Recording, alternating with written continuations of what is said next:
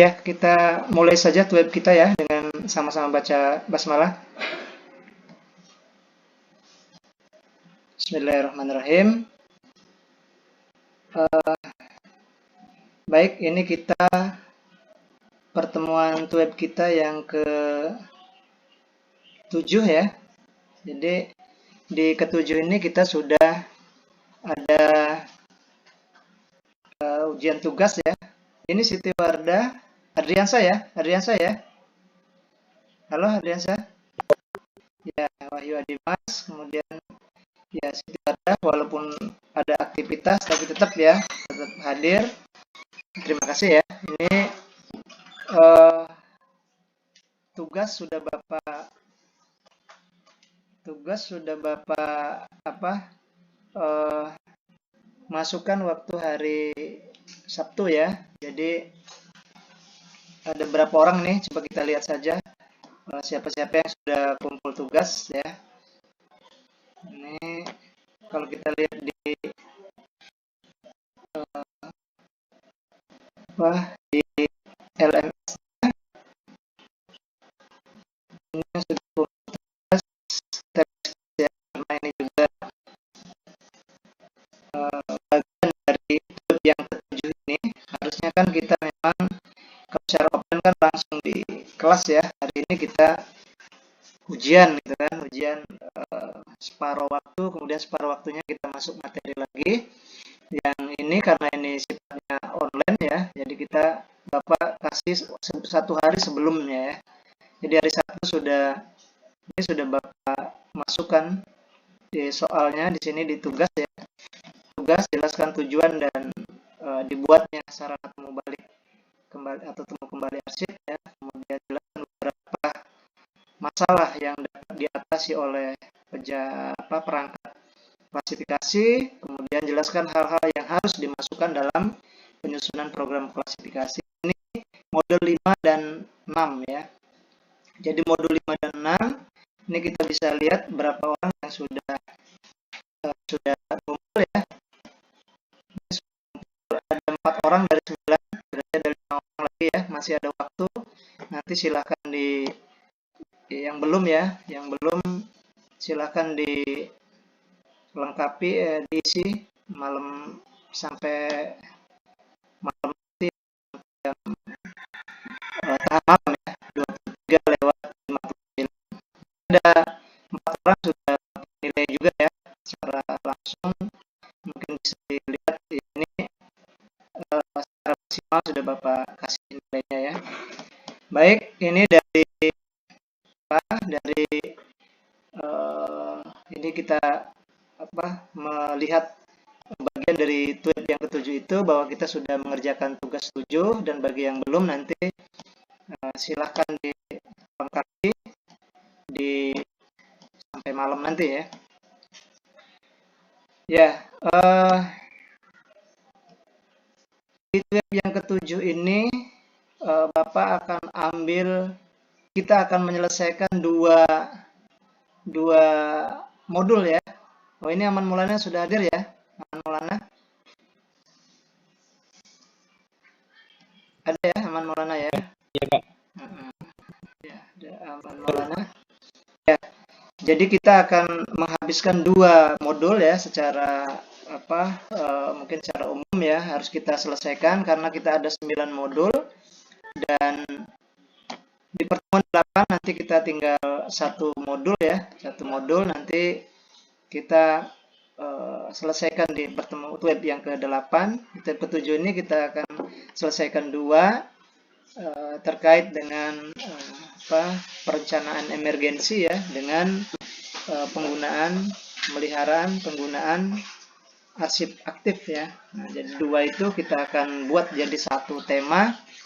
Karena kalau ditinggalkan 1 modul ya kita akan ketinggalan ya. Dan minimal kita sudah bahas dan sudah kita perbincangkan bersama ya di dalam kegiatan itu. Di dalam kegiatan web ini, sehingga ya mungkin kita akan semampunya kita akan coba bahas bersama. Ya, ini ada web yang ketujuh ini. Ini Bapak lihat di sini ya. Nah, sekilas ya. Ini web yang ketujuh. Ya, perencanaan emergensi ya, perencanaan emergensi, kemudian itu modul yang ke-7 ya. Kemudian modul yang ke-8-nya ada pemeliharaan dan penggunaan arsip aktif. Nah, jadi ini sengaja kita atau Bapak buat judul seperti ini jadi satu modul ya, modul 7 dengan modul 8 satu tema. Nah, sebenarnya satu ini ya, dua modul ya, tapi dijadikan satu. Nah, ini ya secara sekilas mudah-mudahan kita bahas ya dalam pertemuan yang kurang lebih 2 jam ini. Nah, balik lagi kita akan berbincangkan tema ini. Di sini ada, berarti ini yang 6 dulu ya, modul 7 dulu. Di sini terkait dengan emergensi ya. Emergensi ini ada narasi secara umumnya ya. Ini jadi catatan umum bahwa tidak ada organisasi yang tidak total dari emergensi atau bencana ya, baik yang disebabkan oleh alam ataupun tindakan manusia. Ini ya, ini jadi catatan kita di modul yang ke-7 itu. Tidak ada organisasi yang imun terhadap, artinya kebal ya, terhadap kebal secara total terhadap emergensi ya, terhadap emergensi dan bencana ya, yang disebabkan baik oleh alam ataupun oleh manusia. Nah, kita mungkin bisa lihat dulu sekilas ya pengertian dari emergensi ya. Emergensi kalau di modul di situ dijelaskan bahwa emergensi adalah kejadian yang tidak diduga ya, dan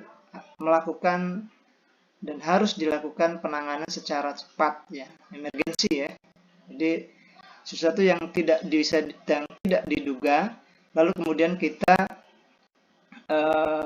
harus secara cepat ditangani gitu ya. Nah, sementara bencana adalah juga satu kejadian yang tidak diduga, tapi konsekuensinya menimbulkan sebuah kerusakan. Jadi lebih besar ya. Jadi ketika ada satu kejadian atau peristiwa yang tidak diduga gitu kan, tetapi yang tidak memungkinkan konsekuensi merusak secara keseluruhan ya, itu bencana. Tetapi kalau sesuatu yang tidak diduga itu memerlukan penanganan yang cepat ya, tetapi tidak menyeluruh, kemungkinan ada per individu ataupun ada per satu wilayah ya, itu disebut sebagai emergensi ya. Jadi kalau kita ada orang yang sakit yang mendadak kan, berarti kan individu ya. Lalu kita cepat melakukan penanganan ya, mungkin ke UGD ya, unit gawat darurat ya, atau unit emergensi. Nah, itu kan artinya kita bisa pahami bahwa pengertian dari emergensi adalah sesuatu yang tidak diduga juga kan, tidak diduga, tapi sifatnya lebih tidak luas seperti bencana ya. Kalau bencana yang berkonsekuensi menimbulkan kerusakan ya, kerusakan, penderitaan, kemudian untuk orang banyak. Nah, itu disebut sebagai bencana ya. Dan tentu kita nanti akan kaitkan dengan arsip ya, bagaimana bencana itu kita arahkan, kita diselesaikan di dalam soal kearsipan. Bagaimana ketika ada dua kegiatan itu, dua persoalan itu ya, emergensi dan bencana. Nah, emergensi kalau dalam dalam bencana ya, ini bencana emergensi dalam KBBI ya, bisa diartikan. Kalau tadi kan sudah diartikan bahwa emergensi adalah sesuatu yang harus cepat dilakukan penanganan ya. Jadi harus cepat, kemudian tadi ya sifatnya tidak luas gitu ya. Kalau di bencana ya sama juga, sesuatu yang tidak diduga, tetapi ada indikasi, ada konsekuensi kerusakan ya. Di situ ada menimbulkan kerugian, penderitaan, kemudian bahaya, kecelakaan penderitaan dan yang lainnya ya. Nah, jadi kalau misalnya kita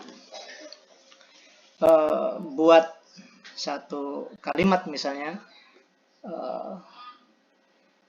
pemimpin yang tidak melaksanakan amanahnya akan menimbulkan bencana bagi negara misalnya.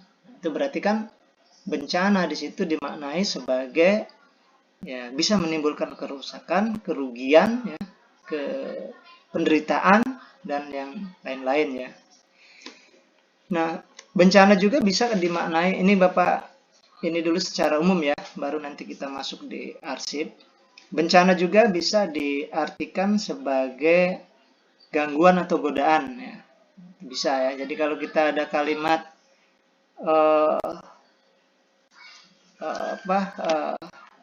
mereka mengadakan misalnya selamatan untuk menolak bencana misalnya kan, bencana dari roh jahat. Berarti kan kalimat bencana di situ gangguan dan godaan. Itu ya. Jadi bencana adalah terkait dengan sesuatu persoalan yang tidak kita duga terjadi dan bisa menimbulkan persoalan kepada semua orang ya, terutama ini kita nanti kaitkan dengan bidang kearsipan. Nah, kondisi itu tentu organisasi harus melakukan perencanaan ya, bagaimana supaya hal-hal yang tidak diduga itu bisa kita atasi dengan berbagai macam tindakan ataupun persiapan ya, persiapan dan yang lainnya yang nanti bisa membuat bencana itu bisa kita atasi ya. Jadi perencanaan ya. Jadi di sini juga nanti masuk ya, orang yang tidak bisa membuat sebuah rencana, berarti dia merencanakan kegagalan. Nah, begitu juga dengan dunia kearsipan ini ya. Kalau kita tidak direncanakan apa-apa yang terjadi terkait dengan kalimat emergensi atau bencana ini, nah juga kita akan merencanakan kegagalan kan, kegagalan dari satu organisasi. Itu ya. Nah, kemudian dari pengertian itu, dari terkait dengan emergensi itu, situasi emergensi itu, maka ada hal-hal yang harus dilakukan terutama dalam modul ini ya. Yang pertama, kita akan mengidentifikasi risiko ya. Nah, itu ya, satu, nanti kita akan di modul kita akan bahas bersama identifikasi risiko ya. Kemudian dampaknya ya, dampak dari risiko ya, potensi dampak risikonya ya. Jadi potensinya apa saja yang akan terjadi kita sudah rencanakan dari awal ya. Nah, baru kemudian ya mengadakan evaluasi ya, evaluasi atau kejadian-kejadian yang sudah terjadi kita juga dievaluasi ya untuk kegiatan yang sudah terjadi misalnya. Nah, jadi ada 3 hal itu ya yang akan coba kita bersama-sama bahas. Nah, tapi sebelumnya juga nih kita akan Bapak tanyakan ya. Nah, ini apa? Eh, jadi kalau seperti itu, apa beda emergensi dan bencana? Nah, coba silakan siapa yang bisa menjawab ya. Ini mungkin Bapak ada yang bisa secara umum aja. Jadi apa beda bencana dengan emergensi? Apakah sama gitu ya? Sama atau beda? Eh, Silakan Ardiansah mungkin ya, coba Ardiansah. Ada Ardiansah? Ya, belum kita mengidentifikasi apa ya, identifikasi resiko ya. Kira-kira menurut Ardiansah apa beda emergensi dengan bencana? Kameranya diaktifkan ya. Kameranya diaktifkan. Ya, gimana Ardiansah?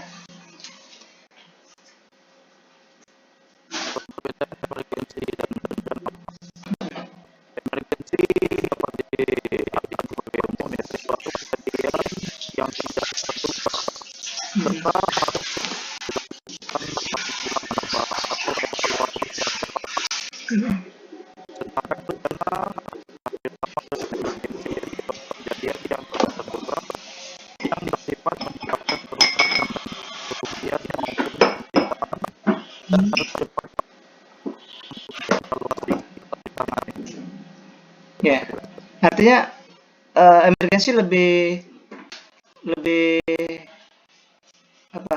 Bencana lebih luas ya? Bencana lebih luas dari emergensi, begitu? Menurut Ardiansa, bencana emergensi lebih oh, putus ya.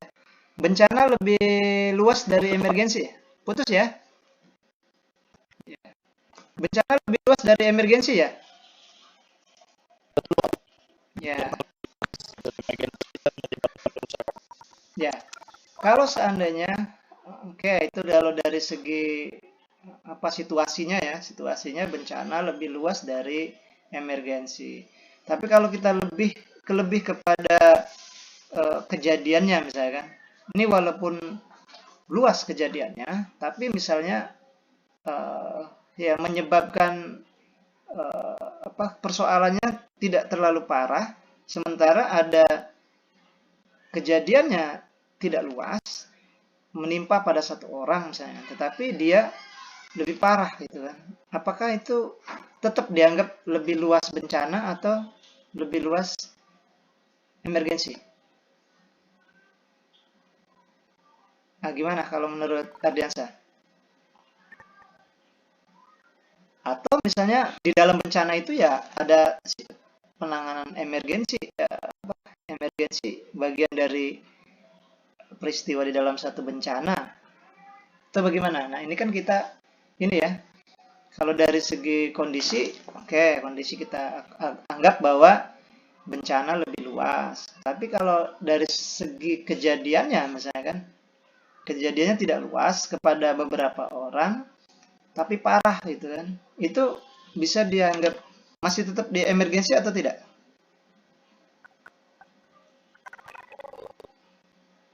Bagaimana, Adiansa? Ya Pak, Kalau seandainya tadi emergensi bencana lebih luas, emergensi lebih tidak lebih apa lebih tidak luas gitu ya. Tetapi melihat kejadiannya bencana yang luas itu, tapi dampaknya dia tidak separah misalnya dari kejadian yang menimpa pada individu. Apakah masih tetap dikatakan sebagai emergensi? Ini itu dulu ya. Ini kita ini apa secara ini aja dulu umum kan. Gimana menurut Ardiansa? Putus-putus ya? Oke, sebentar ya Bapak coba cek. Ini kedengaran? Ya, ntar coba Bapak ganti ke tethering ini aja ya. apa internetnya mungkin ini pakai wifi ya, tidak ini apa tidak, oh bisa ya, ya mungkin itu ini masih kedengeran, kedengeran, Masih Pak, putus-putus masih Pak. enggak, putus-putus ya, ya berarti kalau peristiwa yang kecil tapi parah, peristiwa yang kecil tapi parah, sementara peristiwa yang luas tapi tidak parah, apakah masih tetap tidak mengubah pengertian dari emergensi atau bencana? Menurut Ardiansa? Halo Ardiansa? Halo?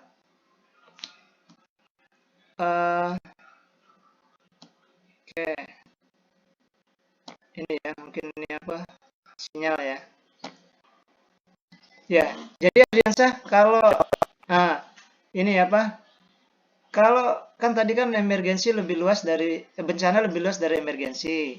Nah, sementara ada kejadian dia sifatnya kejadiannya tidak luas tapi dampaknya parah.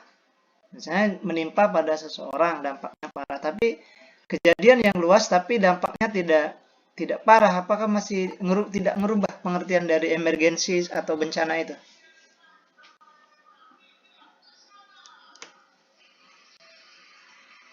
Gimana, Ardiansa? Kedengar suara Bapak?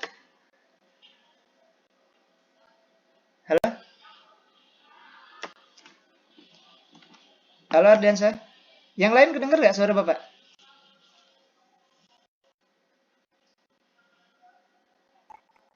Halo Ardiansa? Tidak kedengar ya? Oke. Ya, berarti ini ya, apa? Internetnya ya. Baik, yang lain kedengar nggak? Ardiansa, kedengar suara Bapak? Kedengar ya? Halo? Untuk kalau ini Pak, kalau situasi darurat Pak, yang menyebabkan kerusakan itu digolongkan sebagai bencana Pak. Sedangkan situasi yang bisa ditanggulangi dan tidak merusak bersifat merusak besar itu digolongkan Anggap sebagai emergensi. emergensi ya. Ya, ya artinya masih tetap ya, walaupun ini apa? Karena kan parah juga satu orang kemungkinan bisa di ini ya. Tapi kalau begitu sudah meluas ya, misalnya kayak bencana apa gunung meletus misalnya kan, ya walaupun tidak memakan apa tidak separah ini, tapi menyebabkan semua pihak merasa apa ya kegangguan gitu kan. Nah, itu ya bencana ya yang disebabkan oleh alam misalnya kan. Ya, baik ya. Nah, nanti kita akan coba kaitkan dengan apa arsip ya, bagaimana terkait dengan emergensi dan bencana ini. Ya, terima kasih Ardiansa ya. Ya, oke, baik ya. Kita lanjut lagi ke materi ya. Eh, oke, di materi Bapak sudah buat. Nanti kita secara ini saja kita akan apa kaji bersama ya. Ya, tadi sudah kita bahas tidak ada tidak imun atau tidak kebal ya, secara total terhadap emergensi atau bencana, terhadap satu kejadian, baik kejadian itu yang sifatnya tadi memerlukan penanganan cepat pada yang sifatnya tidak luas gitu ya, atau juga pada bencana yang sifatnya luas yang juga yang menimbulkan kerusakan ya pada banyak orang misalnya kan, baik yang disebabkan oleh alam atau tindakan manusia. Nanti juga kita akan lihat bagaimana tindakan-tindakan apa kejadian yang disebabkan oleh alam yang tidak diduga, juga tindakan manusia ya tidak diduga ya, artinya manusia melakukan satu tindakan yang tidak diduga pada akhirnya juga akan merusak apa akan menimbulkan kerusakan ya. Jadi tanpa ada diduga, artinya manusia melakukan kegiatannya juga dia tidak menyadari bahwa apa yang dia lakukan itu akan menimbulkan kerusakan bagi orang banyak. Nah, gitu. Itu ya, itu makna dari kegiatan yang emergensi yang tidak diduga tadi oleh alam dan manusia tadi. Baik, kita lanjutkan. Selanjutnya, setelah kita mengetahui bahwa organisasi tidak imun dan tidak kebal terhadap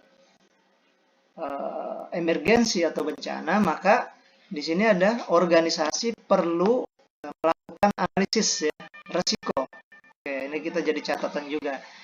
Analisis resiko ya. Nah, inilah yang kita sebut dalam analisis resiko ini adalah kalimat istilahnya meminimalisir resiko ya. Nah, jadi sebenarnya perusahaan, lembaga atau organisasi yang berhasil itu adalah organisasi yang mampu meminimalisir risiko ya. Jadi di sini melakukan melakukan analisis ya terhadap risiko itu ya, baik terhadap kearsipan ataupun kemajuan dari organisasi misalnya kan itu. Ya, jadi maaf ya. Jadi menganalisis risiko ya. Jadi seperti kita sudah berusaha untuk analisis risiko ke depan itu sudah kita lakukan ya. Misalnya ya masa depan kita mau apa gitu. Ini sudah harus direncanakan ya, dianalisis, dianalisa ya. Nah, juga di bidang kearsipan juga ya seperti itu. Jadi karena satu saat ada sesuatu yang tidak diduga dengan kita, maka kita harus melakukan analisa ya. Jadi satu bisa saja kita bencana ya. Kedua mungkin penyebab oleh manusia, misalnya kan ada gangguan politik juga, nanti kita akan lihat ada ya. Jadi seperti di di Libanon dengan ini ya yang sekarang lagi ini di Masjid Al-Aqsa itu ya. Nah, itu kan ada juga kan dari situasi politik ya menyebabkan bencana juga akhirnya kan. Ada bom, ada apa ya. Nah, malam tadi juga ada galang dana untuk Afghanistan gitu ya. Afghanistan itu di Pesantren Al-Fahad itu juga menggalang memberikan bantuan kepada orang-orang di sana ya, di Palestina ya, untuk karena ada situasi kondisi yang tidak diduga tadi ya, ada situasi politik. Nah, itu juga kan menghancurkan semua sendi kehidupan ya, organisasi, lembaga, masyarakat, sudah sekolah ya. Artinya kan apalagi misalnya di kearsipan nanti juga ya seperti itu ya. Kita situasi politik juga bisa akan menimbulkan ya. Situasi alam misalnya kita ada pandemi seperti ini ya yang kita hadapi, itu juga kan kondisi yang tidak diduga ya, dan itu sudah harusnya sudah dianalisis resikonya ya, seperti apa yang akan terjadi di kehidupan lembaga atau organisasi. Oke, baik ya. Nanti kita lanjutkan ini sedikit berapa orang nih? 1, 2, 3, 4 ya. Ini Bapak absen dulu aja jadi biar ada ininya juga ya, ini sebagai ini awal, nanti kita akhir juga nanti kembali minimal hadir absensi dulu ya. Oke, nomor ke-7 ya. Nomor ke-7 ya. Nomor ke-7 ini kita absensinya hadirnya ya. Ini nomor ke-7. Oke.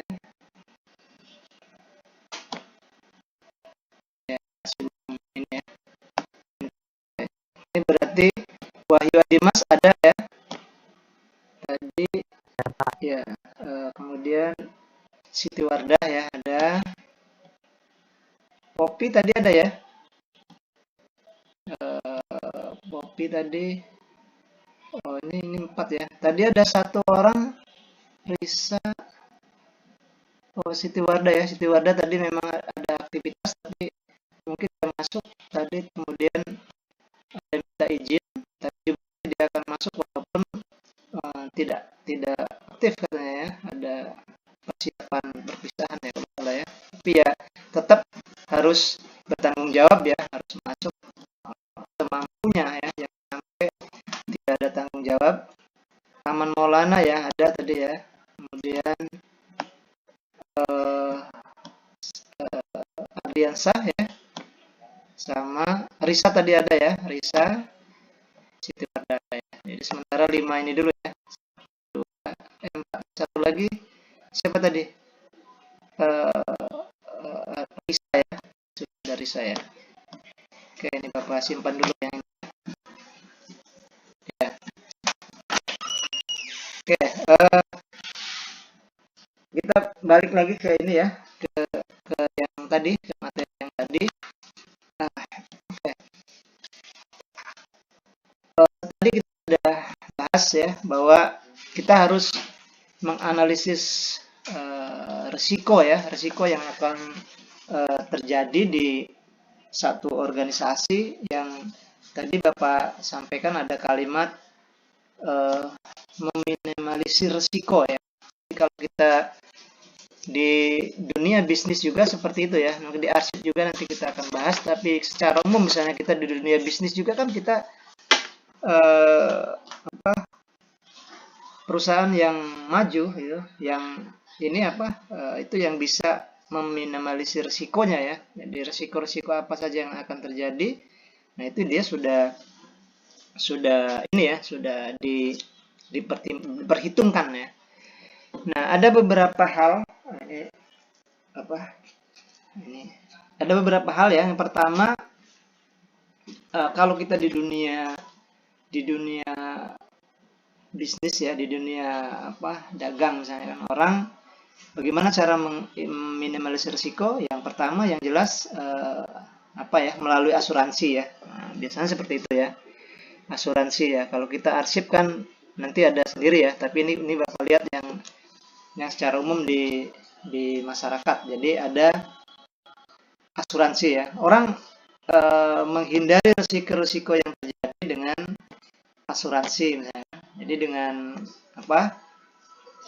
dengan asuransi itu kita akan terhindar ya kalau ada kejadian, ada bencana, ada sesuatu yang tidak diduga, maka akan kembali lagi ya ditanggung ya premi risikonya ya, ditanggung oleh asuransi ya. Nah itu jadi kalau orang-orang kita kadang-kadang untuk meminimalisir risiko ini masih pertimbangan ya. Kalau misalnya asuransi kayak mobil misalnya, kita asuransikan ya, gedung ya mungkin bisa kalau gedung tidak, yang mobil ya, mobil mungkin diasuransikan. Nah, orang 1 tahun misalnya 5 juta misalnya.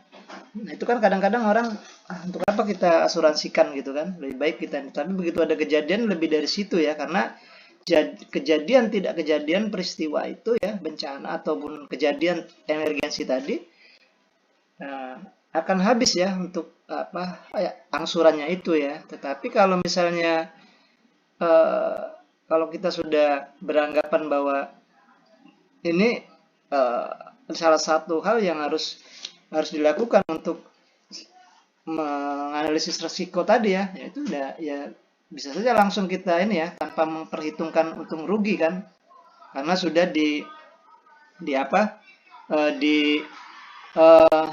diperhitungkan ini ya, untuk asuransi, untuk gedungnya, untuk perlengkapan dan yang lain-lain itu pendanaannya sudah disiapkan gitu. Jadi itu ya dengan asuransi ya, dengan asuransi kehidupan kita akan dalam bekerja ya akan nyaman ya. Jadi kalau kita punya toko, punya gedung, tokonya kebakaran, nah, itu ya kita tidak akan stres ya, tidak akan, bahkan kalau orang-orang Cina itu ya, ini kok ada apa rukonya kebakaran, ya sudah bakar saja kan gitu kan. Artinya ya silakan dibakar karena memang kebakaran, ya sudah nggak apa-apa dia bilang itu, karena kan juga akan diganti oleh asuransi. Nah kalau orang kita ada kebakaran, eh, ya sudah stres ya. Stres ya, habis semua kan harta bendanya gitu ya, tapi dengan asuransi kita akan selamat. Atau yang kedua ya, bisa dilakukan dengan analisis risiko, ini dia dengan menggunakan akumulasi ya, akumulasi penyusutan. Nah ini yang mungkin juga pernah Bapak sampaikan. Jadi dia dengan model secara sendiri ya, sendiri saja membuat, kalau di keuangan itu, kalau kita akuntansi itu ada neraca perhitungan rugi laba ya itu ya.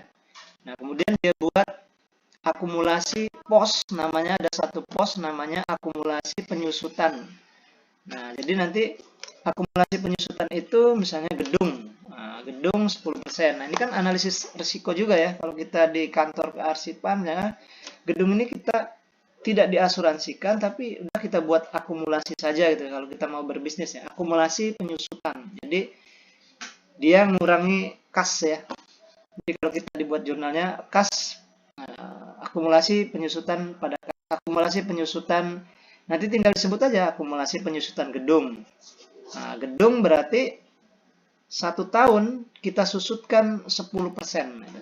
Oke, berapapun dari keuntungan itu untuk gedung 10% ya. Kalau kita beli gedung itu, membangun gedung 100 juta.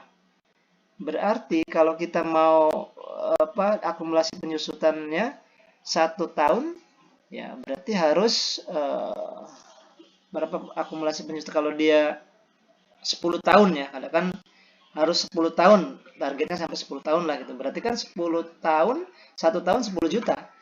10 juta kita poskan uangnya untuk akumulasi penyusutan gedung. Dimasukkan di bank, maksudnya disisihkan, bahwa ini tidak boleh dipakai karena uang gedung gitu kan. Uang akumulasi penyusutan gedung untuk menganalisis risiko. Kalau sudah 10 tahun, berarti kan sudah 100 juta. Uang gedung itu sudah kembali ke kita, artinya bisa direhab kembali ataupun bisa berikutnya tinggal keuntungan ya. Jadi tetap diakumulasi 10%. Mesin fotokopi misalnya kan juga seperti itu ya. Fotokopi ini belinya misalnya 5 juta. Susutkan dalam 1 tahun 10%, berarti kan 5 juta.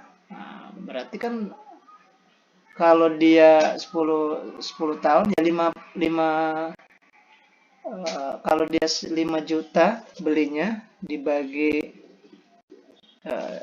12, berarti kan ya mungkin sekitar 500 atau 400 ribu 1 bulan kan. Satu bulan ya kan. Satu tahun ya kalau itu kan. 1 tahun 500 ribu ya misalnya kan. Bahkan 10 berarti kan sudah kembali 5 juta itu kan. Nanti kalau mesin fotokopinya rusak, ya sudah biarin aja rusak, kita tidak terlalu sakit karena dari keuntungan itu kita sudah sisihkan 5 juta kan, 500 ribu kan. Nah, jadi ada juga menggunakan seperti itu analisis risiko. Ini kalau di dunia ini ya, artinya kan di dunia kearsipan juga nanti bisa, oh ini supaya bertahan ya. Jadi kalau kita ada akumulasi peralatan, peralatan apa saja di kita nih, kita barang beli berapa, tetap kita ini kita sisihkan. Nah, kalau kita tidak seperti itu, ya orang-orang sekarang kan begitu ya, kita buat usaha mesin fotokopi, setahun bertahan, 2 tahun bertahan, begitu sudah 10 tahun, mesinnya rusak, kita tidak bisa beli lagi kan, sudah habis rusak. Untungnya sudah kita gunakan untuk lain, tidak menggunakan pos untuk fotokopinya itu sendiri ya. Nah, itu jadi ada dua macam juga. Ini bisa juga jadi untuk di kehidupan kita nih bahwa harus kita pikirkan ya, akumulasi saja kalau tidak mau asuransi ya. Bapak pikir malah akumulasi itu yang lebih ini daripada asuransi ya. Asuransi kan kita kasih 5 juta setahun kepada orang. Dah, kalau ini kan 5 juta ke setiap tahun ke kita sendiri, simpan aja di bank misalnya atau di mana ya. Tapi mungkin bedanya kalau asuransi 5 juta dalam waktu 1 tahun ada kejadian sudah dibayar penuh ya. Kalau kita kan wah nunggu 10 tahun baru dapat 100 juta kan. Nah, gitu ya. Jadi itu analisis risiko ya. Di kalimat analisis risiko ini nanti diarsip seperti apa. Kalau secara umum ya seperti itu ya, analisis risiko-risiko yang akan terjadi seperti apa itu ya. Kalau artinya melakukan persiapan ya, melakukan kemungkinan-kemungkinan yang terjadi terburuk yang akan terjadi gitu ya.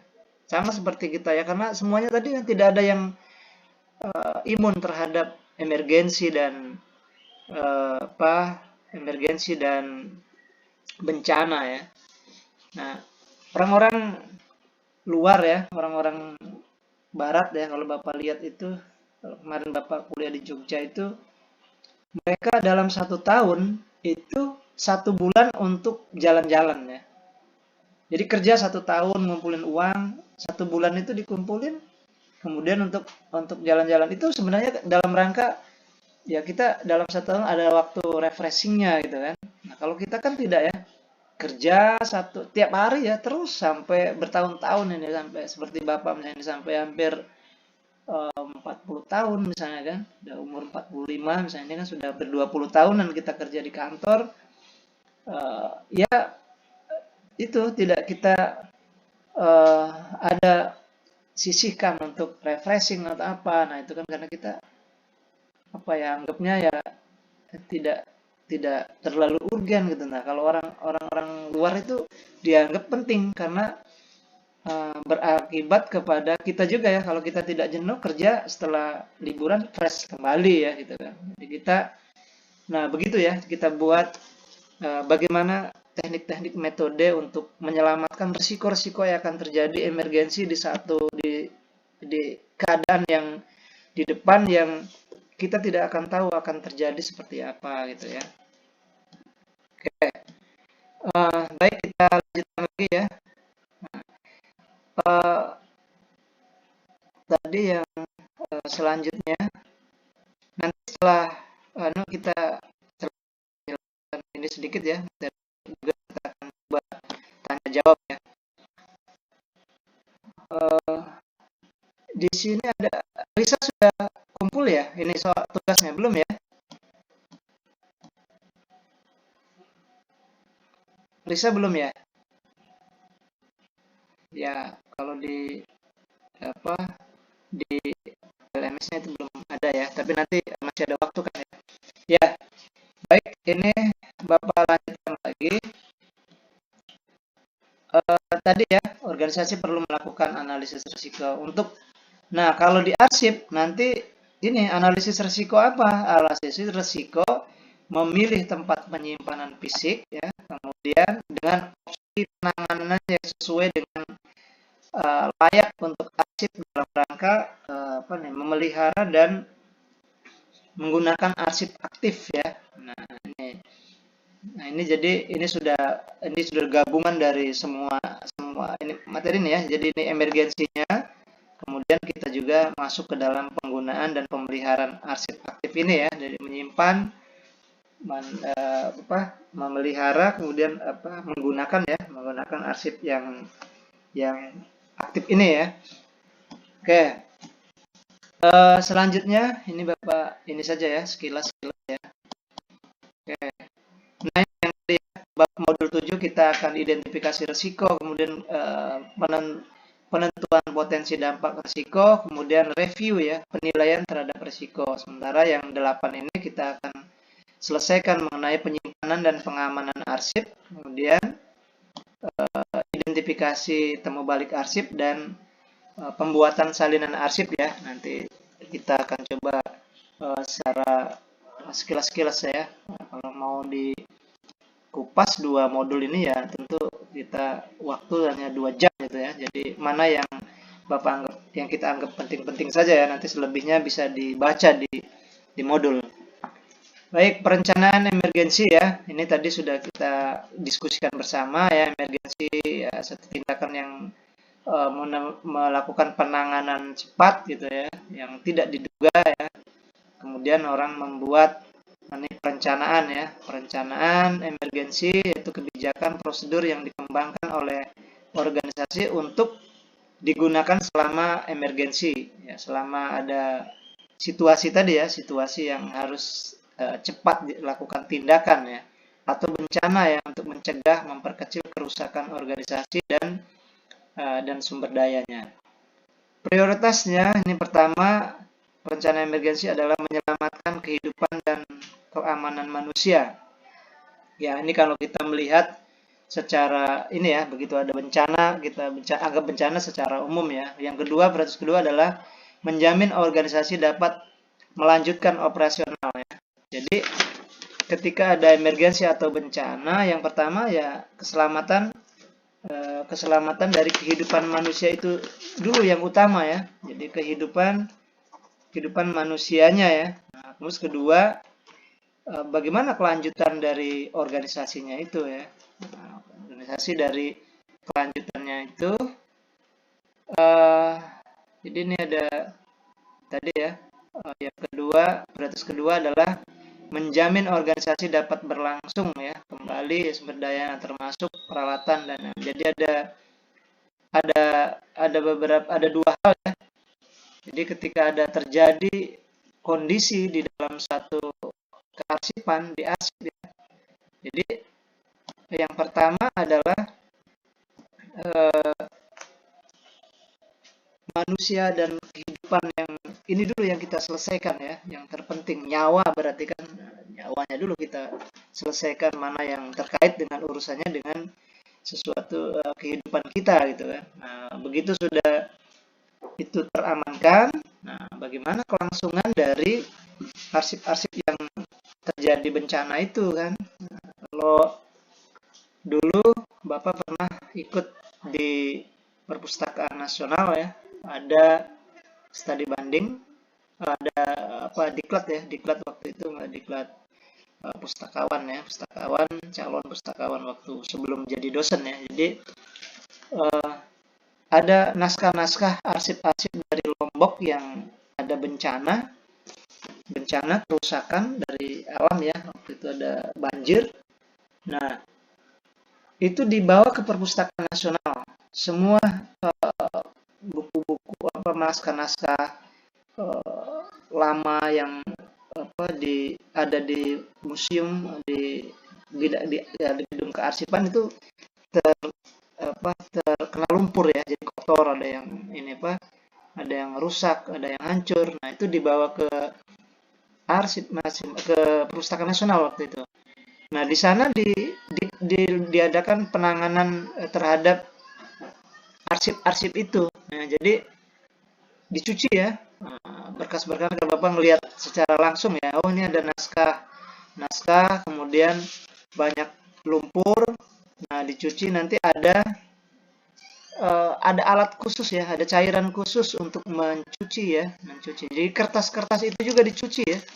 Jadi kertas itu dicuci bisa ini ya, ada nanti misah ya kotorannya yang kena lumpur itu ini ada istilah bleaching, ada istilah laminating. Nanti kalau yang rusak-rusak di laminating gitu ya, sudah jadi pecah-pecah atau patah-patah dilaminasi ya, disatukan kembali ya. Kemudian ada yang dipinil, ada yang macam-macam metode untuk menyatukan arsip-arsip yang sudah rusak ya, yang sudah sebentar ya, yang sudah kena bencana itu. Nah, itu di Perpustakaan Nasional ya. Nah, artinya kan dia menyelamatkan arsip dengan dilakukan perbaikan terhadap naskah itu. Baik, sebelum Bapak lanjutkan, ada yang ingin ditanyakan? Aman Maulana? Aman Maulana ada? Ada Aman Maulana? Ya, coba silakan nanya. Ini Bapak kita sudah diskusikan terkait dengan tadi emergensi emergensi, kemudian juga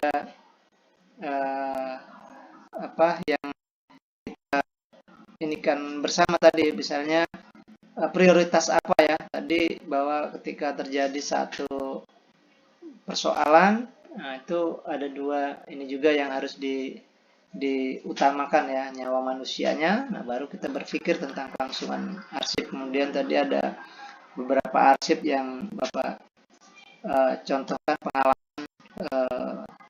melihat langsung orang memperbaiki arsip-arsip yang kena bencana. Nah, silakan bertanya terkait dengan emergensi arsip ini apa saja ya.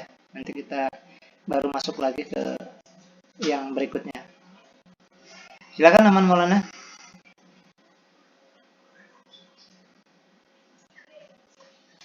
Iya Pak, kan tadi maksudnya urgensi seperti bencana kayak banjir gitu Pak. Ini kameranya nih. Oh, tadi yang tanya tadi Maulana bukan ya? Bukan ya, Ardiansyah tadi ya? Iya. Bisa aktifkan kameranya? Ya, apa tadi banjir ya? Emergensi banjir. Terus? Ya Pak. Berkas kebanyakan yang kertas itu Pak. Ya. Tapi nggak sempat lagi kan untuk menyelamatkan arsip-arsipnya. Ya. Langkah-langkahnya Ya, apa ya? Ya, baik. Langkah-langkah menyelamatkan berkas ya gitu ya. Istilah pertanyaan seperti itu ya. Aman Maulana ya. Ya, baik. Ya, baik. Langkah-langkah penyelamatan itu biasanya dilakukan dua macam kegiatan. Yang pertama, sebelum ya. Nah, sebelum itulah yang kita buat perencanaan. Sebelum berarti kan sebelum dan ketika terjadi bencana ya. Nah, bukan sesudahnya berarti ya. Bisa juga ketika terjadi bencana dan sesudahnya gitu, sudah terjadi bencana. Nah, kalau biasanya yang sebelum, nah itu kan orang membuat ini ya, apa istilahnya, kalau kita mau membangun gedung arsip misalnya kan, gedung arsip kan, berarti kita nanti ada dalam bahasa bahasa pembangunan apa gedung-gedung dan lain itu ada istilahnya AMDAL ya, analisis dampak lingkungan. Nah, gitu kan, itu kan sebenarnya kan berarti kan kita sudah menganalisis dulu apa yang akan kemungkinan terjadi kalau ada terjadi banjir, maka apa yang harus kita lakukan. Kalau misalnya di wilayah itu seperti Palembang, berarti kan yang sering kita rasakan yang kita akan akibat dari alam itu paling banjir kan. Kalau kita di Jogja, nah itu gempa ya, nah, karena daerah pegunungan di Padang atau di mana. Nah, berarti kan, nah dari dua itu kita akan analisis AMDAL mungkin ya kalau dampak lingkungan ya. Berarti kan rumah-rumah di Palembang, gedung-gedung di arsip Palembang, ketika bikin gedung misalnya kan, oh ini arsip-arsip yang kertas, yang kertas atau yang sifatnya mudah hancur bisa ditaruh di lantai 2 misalnya kan. Kalau misalnya kita berarti ini harus ada dua lantai misalnya, ataupun kalaupun hanya satu lantai berarti semua berkas yang sifatnya itu mungkin penyimpanannya jangan yang bisa di atas 1 meter misalnya gitu kan. Jadi itu kan analisis dampaknya ya, kejadian kalau kita satu saat akan terjadi, oh ini banjir gitu kan. Terus terkait dengan kertas tadi ya, itu berarti kan kertas gimana penanganannya, ya itu kalau lihat kondisinya wilayah kita, geografisnya. Nah, kalau kita di daerah gempa, nah itu berarti ya tentu kita akan membuat bangunan yang tidak menyebabkan hancur. Karena kan ada sekarang misalnya baja pun baja ringan, atau misalnya bangunan-bangunan rumah itu yang kira-kira tidak akan merusak ketika terjadi bencana gitu ya. kadang robohnya roboh biasa ini gitu ya, karena tidak permanen tapi kemungkinan bahannya kan juga yang mungkin orang-orang yang di bidang arsitektur tahu ya, ini kalau yang model kayu yang seperti kayu panggung atau misalnya yang dibuat dari ini, begitu ada rubuh, ada bencana, tidak akan hancur, bahkan menyelamatkan nyawanya, menyelamatkan berkas juga kan. Nah, jadi risiko-risiko itu ya yang kita analisis kan tadi kan, supaya kita tanggulangi gitu kan, bagaimana penanganannya gitu kan, berarti sebelum. Nah, ada juga yang ketika terjadi bencana ataupun setelah ada bencana, pasca bencana ya. Kalau kita kayak kemarin misalnya, banyak ya kita lihat di Indonesia bencana-bencana yang terjadi ya, ada di gunung meletus misalnya, kemudian kemarin Krakatau ya, terus apalagi yang ini kalau di daerah Jawa sana ya, ini ya gunung kemarin ada Semeru yang ada terjadi erupsi misalnya kan. Nah itu kan itu berarti ya tentu akan dianalisis ya, ini kalau akan pasca terjadi. Yang pertama ya tentu bagaimana kita menyelamatkan yang bisa diselamatkan dulu mungkin itu ya. Ini kertas-kertas yang bisa diselamatkan baru kemudian ditampung di gudang atau di mana nanti ya, bagaimana dilakukan penanganan lanjutnya. Atau misalnya kalau kita kebakaran ya, bencana yang sifatnya ini ya, sebabkan kebakaran misalnya kan, sudah menyiapkan alat-alat pemadam kebakaran di sekitar gedung ya. Bahkan ya ini ya kalau kita lihat di gedung-gedung besar itu ada tabung ya untuk kalau ada kebakaran, kemudian di sampingnya sudah disiapkan pukul untuk memecahkan kaca yang ditabung itu kan. Jadi artinya nah itu ya persiapannya itu. Kalaupun sudah terjadi, pasca terjadi, barang-barang ditemukan, ya baru kita adakan penanganan lebih lanjut. Ada yang disatukan kembali, ada yang kalau bisa dijilid kembali ya, dijilid lagi gitu misalnya kan. Jadi terkait dengan penanganan kertas ya, sekarang sudah ada teknologi yang itu tadi ya, kertas bisa dicuci gitu ya. Kertas bisa dicuci. Bapak juga biasanya kan kalau kita kertas kena air ya sudah hancur ya gitu ya. Tapi itu begitu kita masukkan di cairan khusus itu dia tidak hancur kertasnya ya. Kalau kita dilap-lap kertasnya, kita cuci itu kotoran yang menempelnya saja yang hilang ya. Kertasnya masih tetap utuh. Nah itu jadi di masa sekarang mungkin teknologi-teknologi yang banyak yang sudah bisa untuk menanggulangi kejadian ketika ada terjadi bencana pada kertas ya. Jadi, bagaimana upayanya ya itu tadi ya, sebelumnya kita sudah siapkan kejadian apa yang terjadi, kemudian sesudahnya ketika terjadi pun, nah ini kita akan perbaiki berkas-berkasnya yang ketemu, yang tidak, itu tidak akan kita ini ya, berarti hilang ya.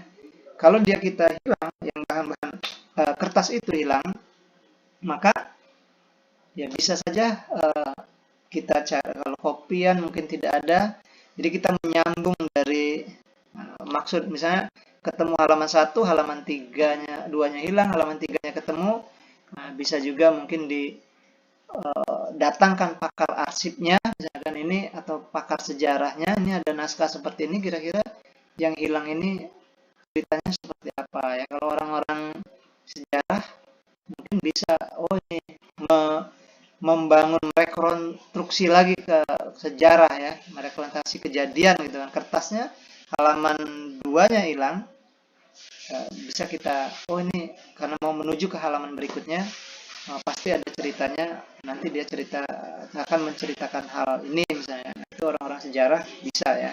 Jadi kadang-kadang orang sejarah kan atau bagian ini ya, bagian kearsipan, dia bisa membuat imajinasi ya. Kalau kita misalnya ketemu naskah atau ketemu wilayah ya, ini ternyata ketika kita ada satu wilayah, ini ada tiang, ada bangunan ya, bangunan ada 4 sudut misalnya kan.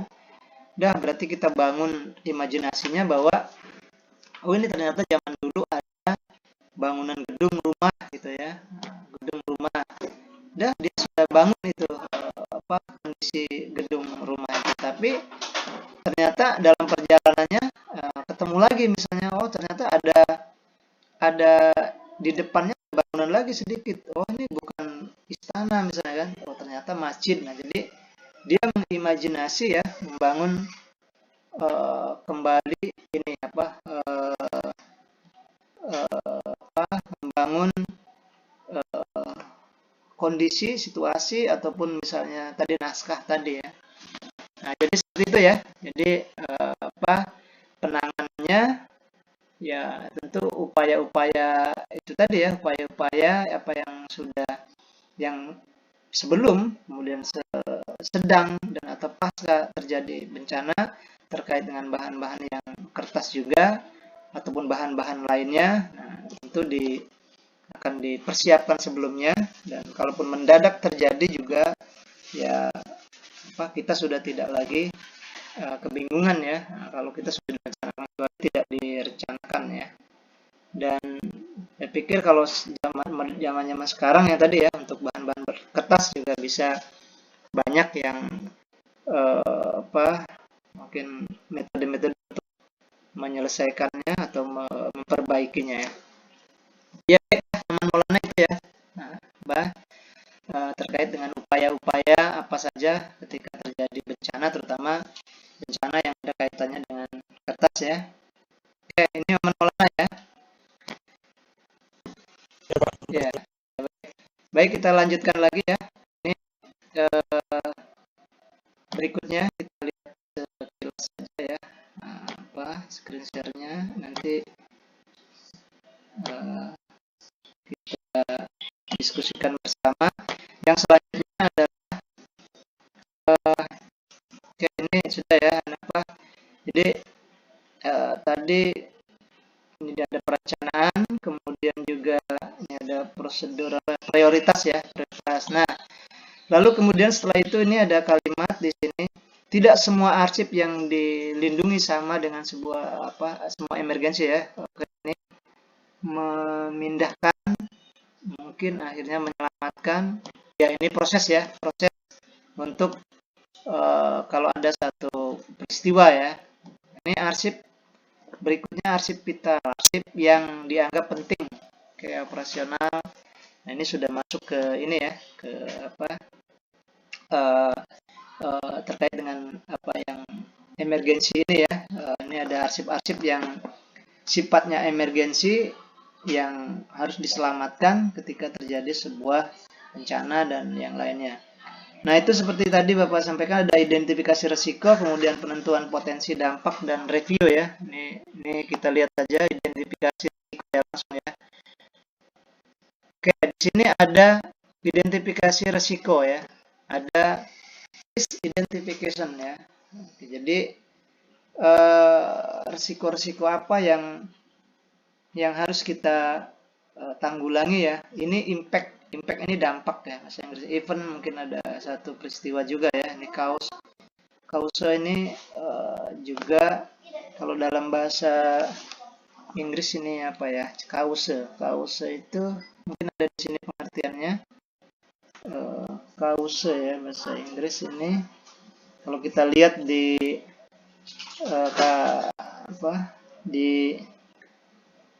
di kamus bahasa Inggris, cause ya. Cause ini cause ya. Penyebab juga ya. Because, kalau orang bilang because ya, karena ada persoalan-persoalan yang menyebabkan terjadinya baik yang tadi oleh manusia ataupun oleh alam ya. Nah, itu resiko-resiko seperti itu yang akan kita ini ya. Kemudian dampak ya, impact tadi ya. Kalau event ya kita ingat mungkin ada satu peristiwa ya. Nah, ini sudah ya, emergensi adalah kejadian yang tidak diduga, kemudian ini tadi membutuhkan segera ya, bencana, konsekuensi serius yang merusak gitu ya. Oke, jenis-jenisnya ini ada jenis-jenis emergensi ya. Nah, tadi sudah kalau emergensi tadi ya sifatnya yang harus segera melakukan tindakan dan tadi tidak luas seperti ketika bencana tadi ya. Ini sudah kita bahas tadi sekilas. Nah, di sini ada jenis-jenis emergensi yang diakibatkan oleh alam atau manusia.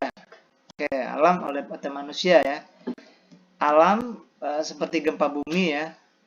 Ya, kalau kita ada gempa bumi ya otomatis berdampak kepada semua ya, bukan hanya gedung arsip saja, mungkin wilayah sekitarnya, sekolah, kemudian kantor-kantor lain juga kan menyebabkan adanya kerusakan ya. Kemudian selain itu juga alam itu di situ ada oleh air, bahan kimia ya yang digunakan dalam banjir ya. Kemudian ada jamur dan lumut. Nah, itu juga kan bisa merusak arsip ya, badai tornado, ini ada badai musim dingin. Nah, ini yang yang perlu diadakan perencanaan ya, bagaimana perencanaan emergensinya terkait dengan hal-hal yang tidak kita duga ya, yang tidak kita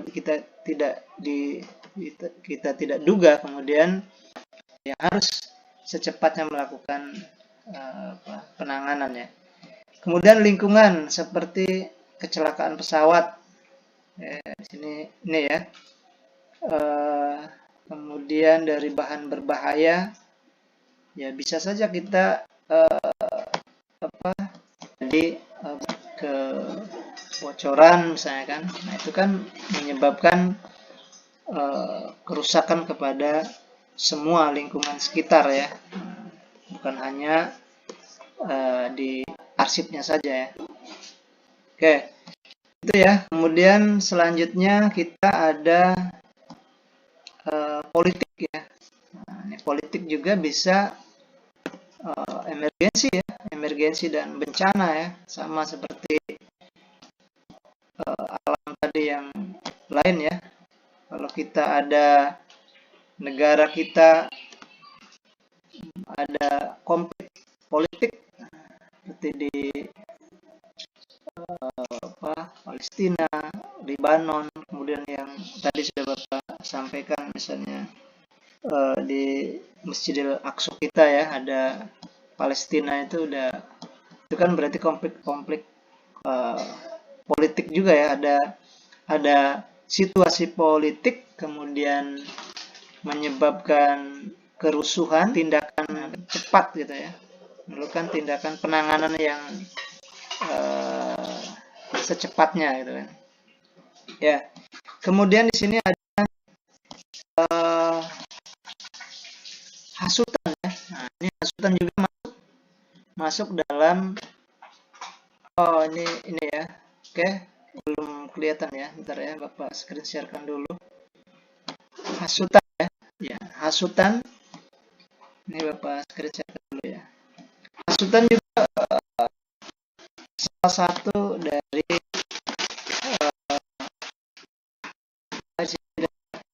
dari jenis-jenis emergensi ya. Nah, kalau kita di sini ada pembakaran, itu pembakaran kan sebenarnya masuk di hasut ya. Kalau kita ada keributan antar perusahaan, misalnya PT satu dengan PT yang lain, sengketa tanah, nah, gedung kantor-kantornya kemudian dilakukan pembakaran ya, menghasut ya. Nah, ketika berakibat kepada semua arsip yang ada di sana juga akan akan rusak ya. Itu dari segi hasutan ya. Hasutan masuk dalam satu emergensi juga dalam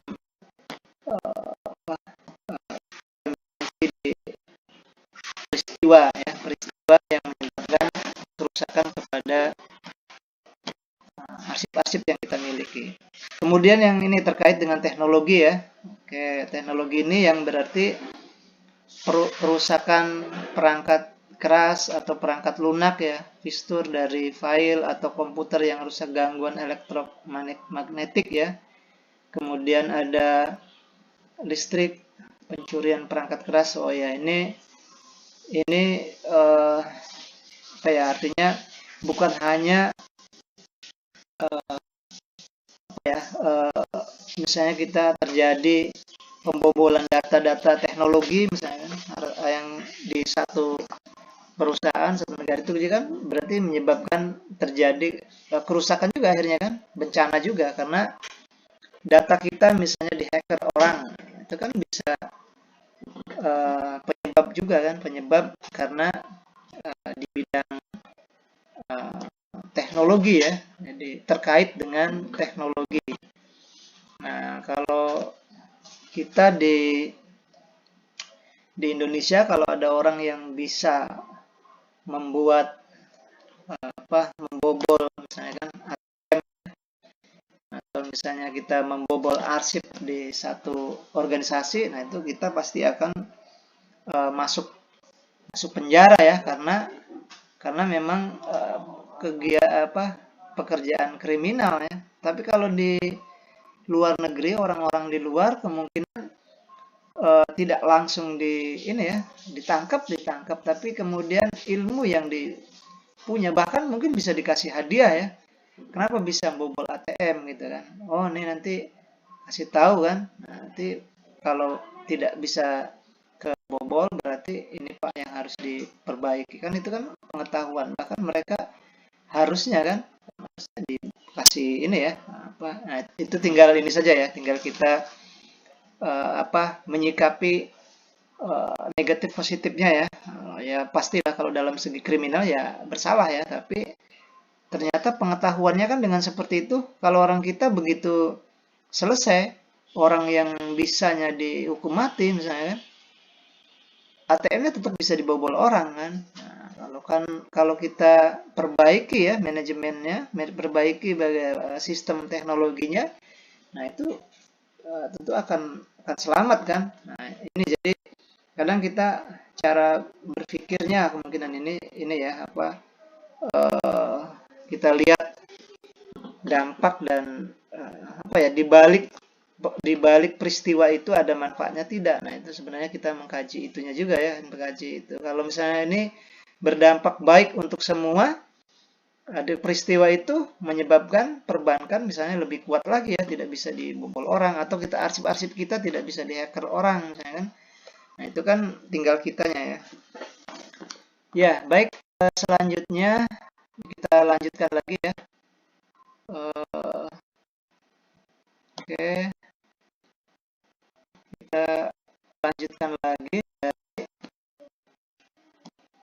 dari gangguan dari tadi sudah emergensi yang disebabkan oleh alam atau manusia. Kemudian emergensi bukan bencana kecuali konsekuensinya tidak dapat dikontrol beberapa bahaya yang umum terjadi. Nah, ini menjawab yang tadi ya, apakah emergensi tadi ada emergensi lebih luas, kemudian apa beda emergensi dengan bencana? Di sini ada kalimat emergensi yang bukan bencana, ya, kecuali konsekuensinya tidak dapat dikontrol. Nah, artinya ketika terjadi sebuah situasi yang tidak kita sangka, kemudian bisa terkontrol ya. Makanya tadi kenapa bencana itu luas yang tidak dianggap bencana, terjadi misalnya gempa bumi itu karena tidak bisa kita kontrol ya. Misalnya terjadi Gunung Semeru ya, erupsi itu kan, artinya kita tidak bisa mengontrolnya. Jadi makanya dia anggap sebagai bencana. Tapi kalau kita ada orang yang sakit misalnya kan, sakit ya walaupun parah ya, ya kita bawa ke emergensi nih, harus segera melakukan tindakan gitu kan. Bisa dikontrol ya, satu orang misalnya kan langsung ke ruang emergensi ya, UGD ya, unit gawat darurat misalnya. Nah itu kan dari situ sudah kita bisa bedakan tuh sebenarnya antara emergensi dengan bencana. Berarti apapun terjadi, misalnya kalau masih bisa dikontrol. Nah ini juga bisa juga nanti. Nah ini kalau kita berbicara masalah bahasa, memang sulit ya. Kalau kita mau, oh ini jangan-jangan walaupun luas, ketika bisa dikontrol ya bukan ini, bukan emergensi ya. Sebenarnya ya antara emergensi dengan bencana ya ini apa? Bencana kecil lah sebenarnya emergensi itu gitu. Itu lebih ininya karena sama-sama, kalau di situ kan kalimatnya emergensi atau bencana gitu kan. Sama sebenarnya, cuman kalau lebih luas ini kondisi emergensi kan gitu ya. Kalau dia luas sudah, oh ini bencana alam misalnya, bencana sebabkan alam, sebabkan manusia dan yang lain-lainnya. Nah, itu yang kita pahami secara ini ya, secara umumnya. Nah, baik, selanjutnya ada apa? Bab pikir yang di bab 3 itu, bab 7 ya. Di modul yang ke-7 sudah kita sudah paham ya bahwa memang intinya yang terjadi emergensi itu ya antara apa ya, emergensi bencana, karena di situ kalimatnya atau ya, sama juga ya, tapi bisa dikontrol dan harus melakukan penanganan cepat. Kalau yang itu tadi kan tidak bisa dikontrol ya, tetap saja melakukan penanganan cepat. Jadi di dalam bencana itu juga ada emergensi gitu kan. Tapi di dalam emergensi belum tentu ada bencana gitu, tapi tetap saja ada peristiwa ya, ada sejarah, ada apa kejadian gitu kan. Nah, ini apa saja yang tidak dianggap sebagai ya ini emergensi, bukan bencana ya, bukan bencana ya, kecuali konsekuensi. Contohnya misalnya gangguan air, gangguan cuaca misalnya gitu ya, gangguan air. Ini ada beberapa yang terjadi gangguan air atau cuaca katanya di sini ya. Berarti kan mungkin masih sifatnya tidak ini ya, tidak luas ya. Nah, kalau di sini kita ceritakan misalnya kerusakan, kebocoran ya, banjir, cuaca buruk, bisa ya, kecuali memang meluas menjadi besar ya. Nah, kalau misalnya peristiwanya hanya bocor berapa, ngerusak ada beberapa arsip yang kena hujan, mungkin ya dianggap wah ini emergensi lah, tempat diperbaiki saja gitu ya, bukan bencana gitu ya. Kebakaran ya. Nah, kebakaran itu ya mungkin penyebabnya bisa saja dari manusia, kelalaian ya, kelalaian, atau misalnya listrik ya, konsleting listrik atau apa ya, itu ini ya. Terus ini gempa bumi tadi ya, mungkin ini bagian dari ya satu emergensi yang sifatnya ini tadi ya, apa tadi, emergensi yang konsekuensi tidak dapat dikontrol, beberapa yang secara umum ya terjadi. Ini juga emergensi ya, kebakaran juga ini tidak bisa dikontrol ya, kalau kita sudah luas ya, sudah membakar satu ini ya, bahkan misalnya satu rumah merambat ke rumah-rumah yang lain ya. Nah, ini ya contoh-contoh, saya pikir bisa itu sendiri ya, konflik bersenjata tadi sudah ya, seperti ini tadi ada di Palestina misalnya, gangguan listrik juga. Nah, ini ya, kemudian kehilangan staf. Nah, jika orang tersedia melanjutkan pekerjaan lembaga layanan memungkinkan tidak memberikan, oh ini kehilangan staf ya, apakah masuk di dalam emergensi ya. Ini gangguan listrik, kehilangan staf. Ini juga mungkin perlu pemahaman ini ya. Layanan mungkin tidak dapat berikan beberapa situasi tidak bisa menjadi emergensi atau bahkan bencana ya. Oke, dia mengatakan layanan emergensi seperti perlindungan kebakaran, ini ya, pemogokan atau perselisihan. Ya, berarti kan ini sifat emergensi juga ketika terjadi pemogokan pegawai misalnya. Nah, ya emergensi juga situasi yang melumpuhkan aktivitas di kantor ya, karena terjadinya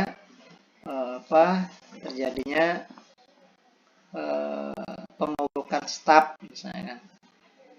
Ya, itu yang terkait dengan emergensi ya. Dikembangkan lagi. Ada waktu kita akan coba bahas sekilas terkait dengan penggunaan dan pemeliharaan ini ya, penggunaan dan pemeliharaan arsip aktif. Ini sudah ini ya, kita membuka wacana baru lagi ya, bahwa bagaimana kita melakukan penyimpanan dan pemeliharaan arsip aktif ya, arsip yang aktif. Nah ini tentu sudah tidak asing lagi ya kita kalau dengar arsip yang aktif ini berarti arsip yang masih dinamis ya. Bagaimana penyimpanan dan pengamanan ya, penyimpanan dan pengamanan arsip ada di kantor atau di lembaga ya. Jadi ini kita sudah masuk dalam suasana yang baru lagi ya. Di sini kita lihat di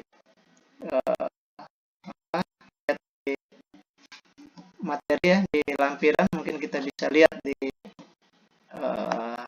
pertemuan ke-7 ya, pertemuan yang ya, ini kita lebarkan lagi terkait dengan yang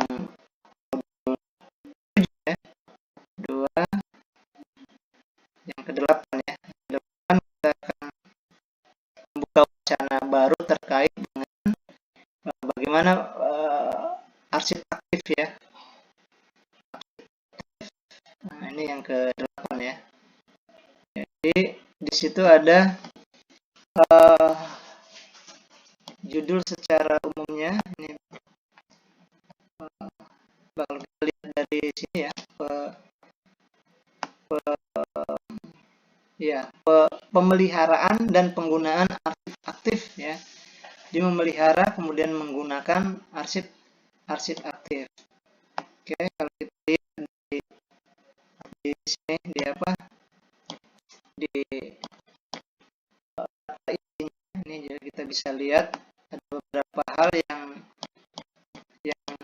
harus kita perbincangkan yang terkait dengan ini terkait dengan pemeliharaan dan penggunaan arsip aktif. Yang pertama, penyimpanan dan pengamanan arsip ya. Menyimpan dan mengamankan arsip. Nah, ini kalau kita mau lihat, jadi mau lihat bagaimana penyimpanan dan pengamanan arsip di era sekarang ya, tentu kita sudah ikut dengan zaman sekarang ya. Zaman sekarang bagaimana menyimpan dan mengamankan arsip. Kemudian temu balik arsip yang kedua, yang ketiga di sini ada namanya pembuatan salinan ya, kopi atau salinan arsip ya. Nah, jadi tiga hal itu yang tentu mungkin sudah pernah ini di modul-modul sebelumnya juga pernah disinggung ya, terkait dengan bagaimana pengamanan ya, pemeliharaan ya dari arsip yang aktif ini. Oke, kita selesaikan ini yang tadi ya, masuk di tema yang baru. Oke. Sini sudah ya. Ya, jadi ada 3 hal yang bagaimana kita menggunakannya, kemudian juga bagaimana memelihara temu baliknya ya, bagaimana penyimpanan dan pengamanan ya, pengamanan dari arsip itu ya. Nah, kalau kita bicara masalah bagaimana pengamanan dan penyimpanan, kalau kita lihat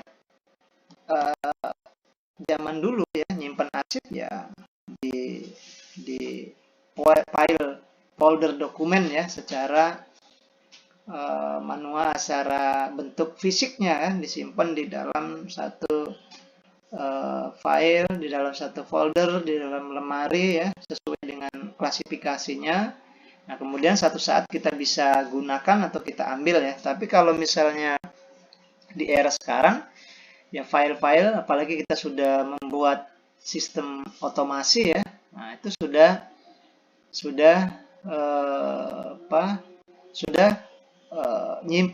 penyimpanannya dan pengamanannya tidak lagi secara manual kan. Kita simpan di drive ya, di komputer misalnya kan, bahkan yang terakhir ini ya disimpan di Google Drive ya. Jadi data kita disimpan di cloud computing ya, dengan pengamanan ya biasanya password, username itu saja ya. Jadi kita ini kadang-kadang kalau sekarang itu seperti Bapak ya, ini untuk pengamanan dan pemeliharaan arsip yang sudah bentuk digital sekarang ini ya, password itu ya di kampus itu sudah. Nah, seperti ini aja kita mau password LMS ya, LMS harus ada password, itu pengamanannya ya. Kemudian kita ada tutorial UT-nya ya, dipakai password juga ya. Kemudian kita mau masuk misalnya di bahan pustakanya ya, juga tutorial. Kalau di pelaporannya pun sudah ada laporan yang pengamanannya tentu sudah bentuk-bentuk yang digital ya. Nah, kemudian kalau untuk temu baliknya ya justru yang sudah digital ini yang memudahkan ya. Kita mudah menemu balik kembali arsip itu ya. Seperti yang kemarin sudah Bapak tampilkan dengan aplikasi sistem kearsipan ya, SIKD itu ya, informasi kearsipan dinamis, itu sudah ada rekam jejaknya di situ ya, kapan dibuat suratnya, kapan dibuat disposisinya, terus suratnya juga bisa ditampilkan ya. Nah, itu berarti kan untuk menemukan tinggal disebut klasifikasinya saja, diketik di situ, begitu di enter kita sudah muncul ya. Jadi artinya kita sudah lebih mudah ya untuk temu balik. Baik, kita balik lagi ke materi kita. Ini kita lanjutkan lagi yang secara umum ya, pemeliharaan dan penyimpanan. Ini pendahuluan. Pendahuluan ya. Ini anggaplah bahwa memang penyimpanan, pemeliharaan dan penyimpanan arsip aktif ini ya tentu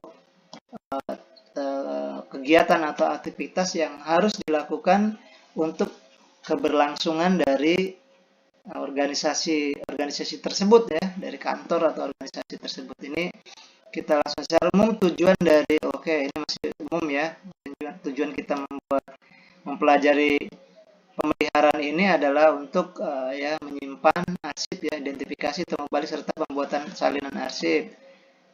Ini masih umum ya, menyimpan, identifikasi, mengelompokkan ya, salinan. Masih umum ya. Penyimpanan dan pengamanan arsip. Tadi sudah kita bincangkan ya, bagaimana menyimpan untuk di era sekarang dengan yang sebelumnya. Nah, ketika di sini ada kalimat ketika berkas aktif tidak digunakan, bisa berkas disimpan di pusat arsip atau central file ya. Ya, artinya penyimpanan dan pengamanan arsip ini, arsip sudah menjadi arsip yang statis ya. Jadi arsip karena memang disimpan karena alasan dari pendidikan, pengetahuan, hukum, dan yang lain-lainnya. Nanti suatu saat kita bisa panggil kembali ya, disimpan di depo arsip, atau kita di sini dikenal dengan central file ya. Lembaganya mungkin bisa ANRI atau yang lainnya di kantor-kantor ya. Kemudian ini disimpan di central arsip ya. Ini adalah pusat arsip aktif yang melayani central file ya. Ya, kalau kita file, kalau sudah kita masukkan dalam sebuah sistem yang terkontrol ya, berarti kan kita akan masuk ke dalam basis datanya ya. Jadi kalau kita ada arsip itu ada bangunan arsipnya, kemudian ada juga tempat penyimpanannya di basis database ya. Nah, kalau kita kemarin belajar sistem informasi kearsipan dinamis secara cara digital, nah itu ada dimasukkan dalam aplikasinya. Misalnya sistem kearsipan dinamis itu ada dua ruang yang ditempatkan di situ. Pertama ruang bangunannya, bangunan tuh rumahnya ya, jadi sistem kearsipannya. Kemudian kedua ada basis datanya ya. Nah, di basis datanya itu ada di MySQL. Nah di situ jadi kalau kita punya rumah, ada bangunan rumah ya, ada lemari-lemari, tempat-tempat untuk menyimpan barang-barang ya, atau berkas-berkas ya dalam hal ini yaitu dianggap sebagai database ya. Jadi kalau kita membuat surat, nanti surat masuk di base surat masuk gitu kan. Kalau laporan berarti kumpul di laporan. Nah itu ya, jadi ini penyimpanan dan pengamanan arsip ya, kita lihat secara sekilas saja ya. Kemudian masuk sentral arsip. Kalau kalau kita lihat gambar, ini yang manual kemungkinan ya, manual, atau misalnya sudah ada terotomasi misalnya di mana ya, di komputer, tapi berkasnya ada di loker-loker ini ya, gitu ya. Jadi basis datanya di loker-loker, kemungkinan ini masih manual ya. Jadi tempat control file ya, untuk tempat lain ketika arsip aktif disimpan harus dikontrol dengan ketat ya. Mungkin kelas-kelasnya di mana ya, kalau orang butuh arsip kepegawaian di mana, butuh arsip misalnya keuangan di mana ya, itu tinggal kita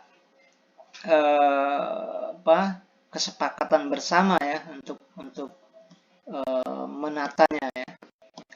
Baik ya, kemudian selanjutnya pemeliharaan arsip ya.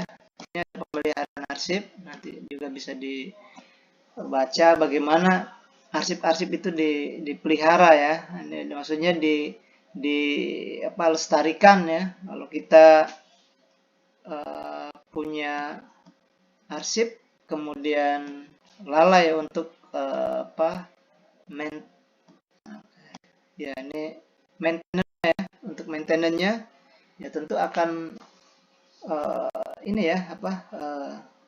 akan hilang ya. Kalau kita misalnya disimpan saja, terus kemudian kita tidak tahu cara memeliharanya, kan kita biasanya tadi ya, bencana atau kerusakan itu bisa muncul misalnya dari rayap ya, dari kutu buku misalnya. Kalau misalnya kutu arsip ya, makan arsip itu, kita kan ada ya kadang-kadang ngelihat arsip atau buku-buku kita disimpan di lemari, mungkin lemarinya karena lemari kayu ya.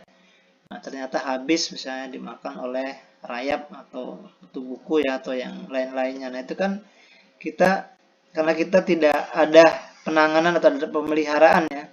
Sebenarnya kalau kita misalnya mau diselamatkan ya, mungkin bisa dikasih kapur barus atau dikasih apa yang kira-kira serangga tidak akan mau merusak gitu kan, merusaknya. Jadi itu di pemeliharaannya ya. Nah, di sini juga ada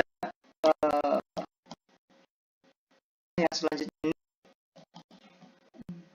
Ini tentang pemeliharaan arsip. Memelihara arsip dinamis dilakukan melalui kegiatan. Ini kegiatan-kegiatan ini sekilas saja. Di pemeliharaan arsip, ini di pasal 40 ada aturannya juga ya, kita memelihara arsip, terutama di Undang-Undang Nomor 43 tahun 2009 ini ya, tentang pemeliharaan arsip dilakukan untuk menjaga keautentikan, keutuhan, keamanan, dan keselamatan arsip. Ya, jelas ya, kalau kita memelihara berarti kita memang menjaganya, melestarikannya, misalnya jangan sampai rusak gitu kan. Kemudian pemeliharaan arsip dinamis meliputi pemeliharaan arsip vital, arsip aktif ya, arsip inaktif, baik yang termasuk dalam kategori arsip berterjaga maupun arsip umum ya. Ini secara umum saja ya. Terus kegiatannya apa saja? Yang pertama adalah ini ya, pemberkasan arsip aktif. Ya, artinya kan kalaupun arsipnya sudah ada ya, berarti kita diberkaskan. Kayak kemarin kita di aplikasi itu kan ada, apakah arsip ini mau diberkaskan gitu ya, di SIKD itu kan, sudah dibaca, didisposisi, terus diberkaskan gitu ya. Berarti kan disimpan di mana ya, di dalam loker-loker yang tadi sudah ada gambar itu ya. Baru kemudian setelah kita diberkaskan, di sini ada namanya penata ya, ditata ya. Kalau kita lihat lagi, tata penataan ya. Penataan, kemudian penyimpanan arsip, kemudian alih media. Ini kalau misalnya arsipnya masih manual kan. Nah, yang sekarang ya tentu ini ya, apa yang semua arsip ya memang kita harus alih mediakan ya.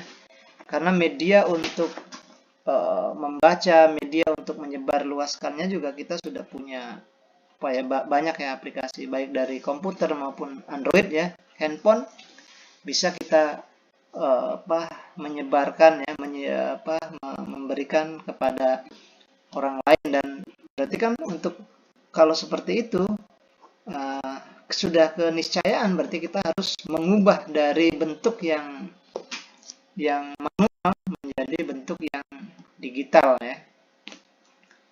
Oke, kemudian selanjutnya ini ya, kita ada waktu kurang lebih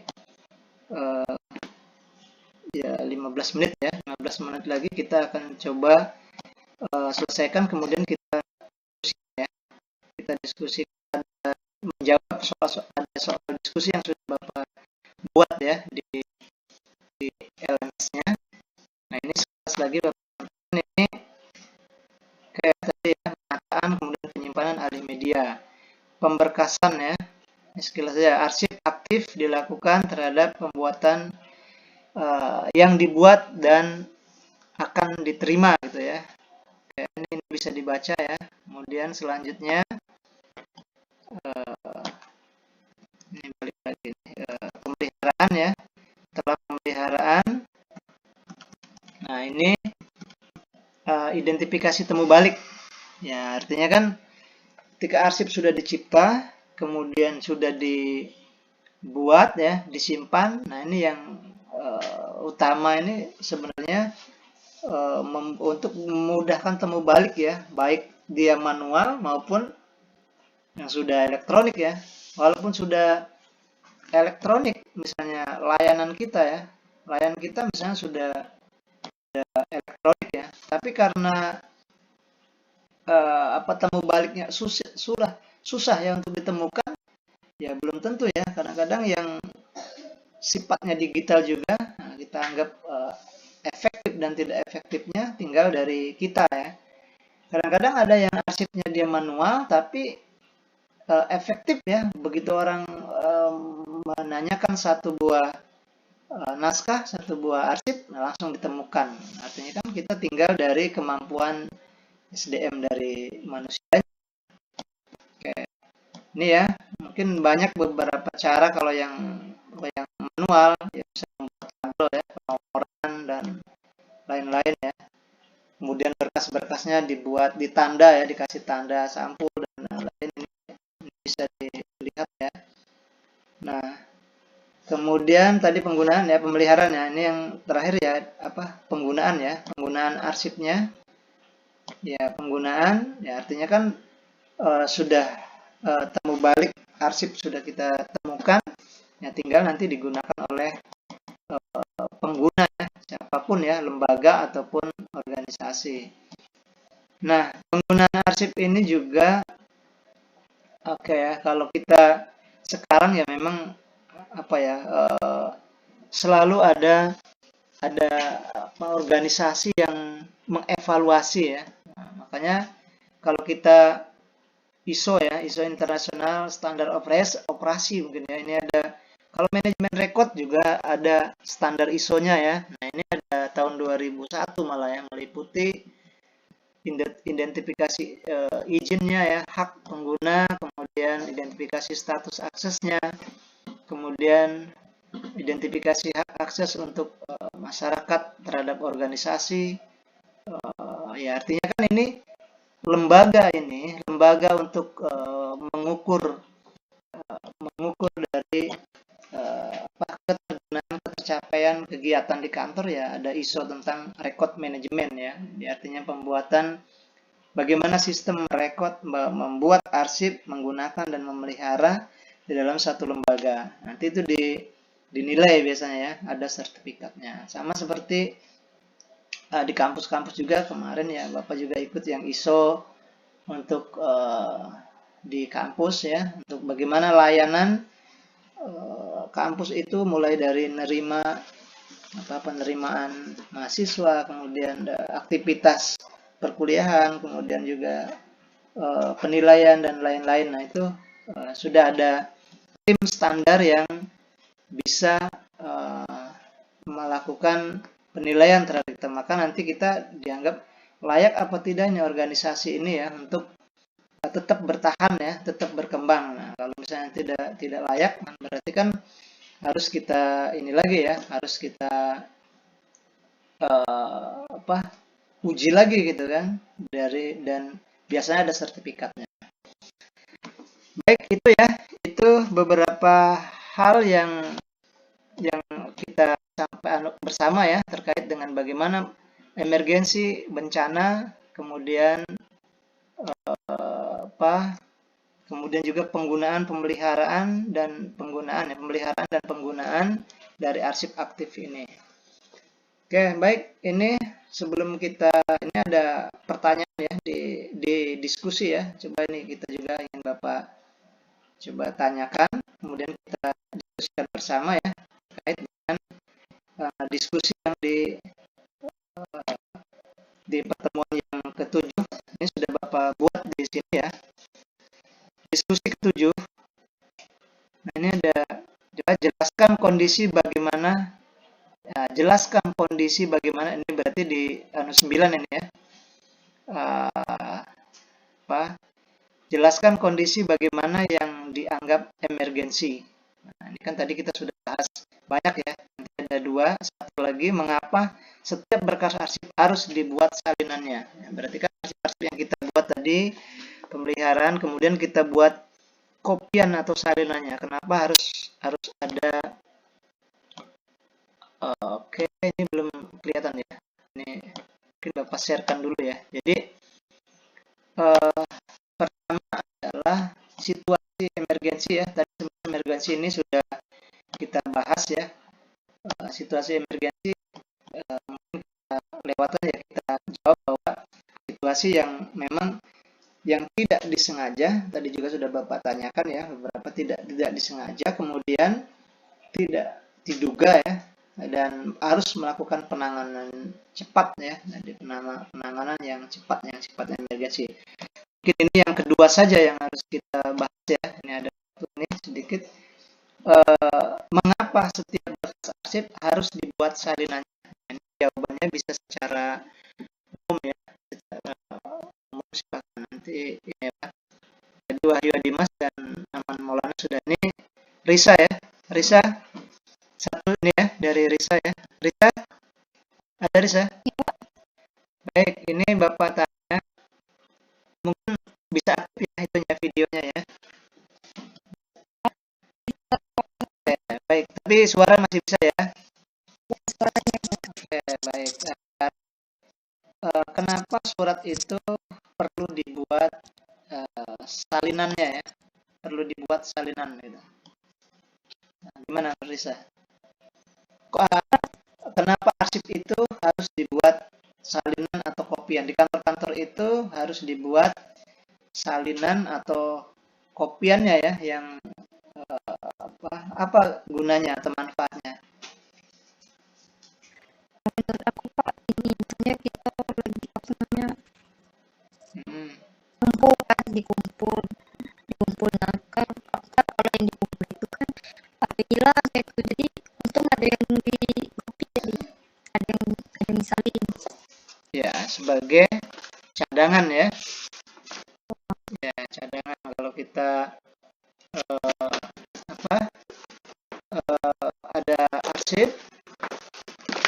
arsip, kemudian ya kita harus buat salinan gandanya ya, salinan salinan arsipnya ya, supaya kalau satu saat ada yang rusak atau hilang, nah itu ada ya ininya yang bisa penggantinya ya. Jadi atau misalnya salinan bukan hanya yang manualnya, mungkin bisa saja yang file ini ya, file digitalnya. Nah, jadi ketika butuh tinggal dicetak saja ya. Nah, jadi itu. Jadi ya kita harus membuat cadangan ya, yang nanti bisa sebagai upaya kalau satu saat file yang aslinya hilang ataupun misalnya rusak ya. Nah, ya tinggal ini saja ya, tinggal bentuknya, apakah bentuk file ataukah bentuk yang sudah. Kalau sekarang biasanya kalau yang salinan itu, kalau kita harus untuk membuktikan bahwa ini sama dengan asli, biasanya dilegalisir ya. Jadi kalau kita ada file yang salinan kemudian dilegalisir, baru itu kita akan dianggap asli ya. Nah, kalau zaman sekarang sebenarnya justru tidak legalisir ya. Jadi kalau kita, karena semua sifatnya sudah digital ya, jadi kalau orang mau ijazah, itu ijazah seperti ijazah yang kita copy ya. Ijazahnya seperti ijazah itu kita copy, kemudian begitu kita print itu ya hampir sama ya, tapi hanya mungkin kertas saja yang ini ya. Jadi filenya tidak lagi dilegalisir, tapi justru biasanya katanya kopikan yang aslinya gitu kan, scan yang aslinya ya. Sama saja ya, intinya kalau kita misalnya butuh bisa kita cetak, makanya dibuat file ya, salah satu. Kalau sekarang, kalau Bapak sarankan, semua berkas yang ada di kita itu mulai sekarang ya harus dibuat salinannya, dibuat filenya gitu kan. Minimal dipoto di handphone atau Android kita ya, kemudian simpen di Google Drive yang nanti sewaktu-waktu kita bisa gunakan ya, sewaktu-waktu kita bisa untuk kebutuhan kita ya. Ya baik, terima kasih ya, itu tadi dari Risa sudah menjawab bahwa ya kenapa harus dibuat salinan surat itu ya, sebagai cadangan ya, pada satu saat kalau ada arsip yang kita buat itu hilang atau rusak. Ya baik ya, itu untuk web yang hari ini Bapak sebagai closing statement saja. Jadi pertama memang terkait dengan emergensi, bahwa semua aktivitas yang di bidang kearsipan ini juga kita di organisasi tidak akan bisa imun tadi ya, secara tetap malah total ya. Jadi kita tidak bisa penyebab itu tidak bisa satu misalnya pasti akan terjadi. Makanya kita harus ada perencanaan emergensi ya, baik dari perencanaan yang alam maupun dari perbuatan manusia ya. Jadi tindakan manusia, bahkan tadi ada yang karena politik, ada juga karena kerusakan teknologi ya. Bahkan tadi ya staf yang berhenti juga menjadikan sebuah emergensi ya, bencana. Kalau kita pegawai-pegawai biasanya di kantor itu ada yang diandalkan gitu ya, ternyata dia resign misalnya, itu juga kita akan kesusahan ya di lembaga itu, sementara dia memang misalnya orang yang punya kompetensi penting dalam bidang kearsipan misalnya. Jadi itu juga kan hal-hal yang emergensi yang perlu kita rencanakan, emergensi yang melakukan penanganan harus secara cepat ya. Kemudian bencana karena punya konsekuensi akan menyebabkan kerugian kerusakan yang sifatnya meluas ya, maka organisasi harus mengadakan analisis risiko ya. Bagaimana kalau terjadi banjir, bagaimana kalau terjadi kebakaran, bagaimana kalau terjadi gempa, untuk menyelamatkan arsip. Kalaupun sudah terjadi, maka ada hal-hal yang harus kita lakukan tadi sebelumnya. Berarti kan kalau sesudahnya ya sudah terjadi, berarti kita melakukan perbaikan kepada semua arsip-arsip itu ya, maupun di laminating, di bleaching, dijilid, di desain kembali ya, dibangun lagi kembali kalau ada yang sobek, yang hilang. Nah itu berarti kan sudah penanganannya. Lalu kemudian berikutnya kita juga ya untuk menciptakan arsip ini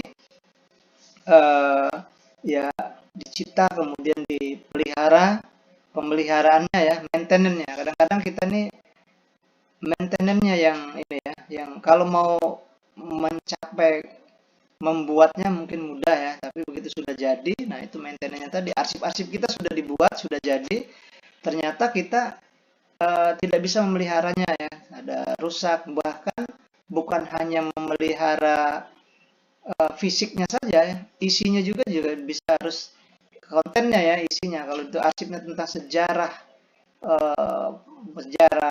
kota Palembang misalnya kan, arsip sejarah misalnya perang di kota Palembang misalnya kan, nah itu kan artinya kan budaya atau isinya juga kita bisa lestarikan, kita bisa selamatkan mungkin melalui media-media lain ya, bukan hanya tulisannya saja. Bisa saja dibuat drama ya, bisa saja buat film ya kan.